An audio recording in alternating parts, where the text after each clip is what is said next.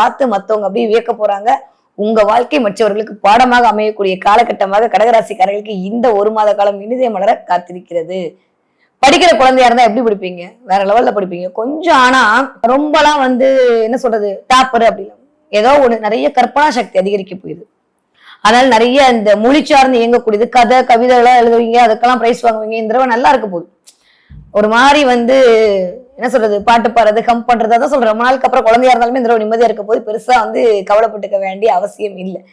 20 வயதுல இருந்து 40 வயதுக்குள் இருக்கக்கூடிய கடகராசக்காரர்களுக்கு ஒரு மிகப்பெரிய ராஜயோகம் கிடைக்க போகிறது. பெண்களாக இருக்கிற பட்சத்தில் ரொம்ப ரொம்ப நல்லா இருக்க போகுது. கணவனுடைய அனுசரணை உங்களுக்கு கணவனுடைய அனுசரணை இருக்க போது.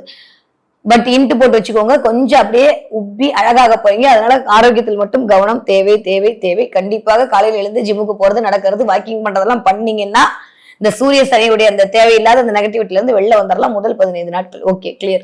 நீங்க 60 வயதை தாண்டிய 40 வயதுல இருந்து 60 வயதுக்குள்ள இருக்கக்கூடிய ஆட்களாக இருந்தீர்கள் என்றால் மேல சொன்ன எல்லா விஷயம் உங்களுக்கு தான் கட் காப்பி பேஸ்ட் பண்ணி போட்டுக்கோங்க. 60 வயதை தாண்டிய இல்ல 55 வயசுல இருந்து ஒரு 65 வயசுக்குள்ள இருக்கக்கூடிய கடகராசிக்காரர்களாக இருந்தீர்களே ஆனால் உங்கள் அனுபவத்தின் மூலமாக சில விஷயங்களை நீங்கள் ஆராய்ச்சி பண்ணி எடுக்க போறீங்க.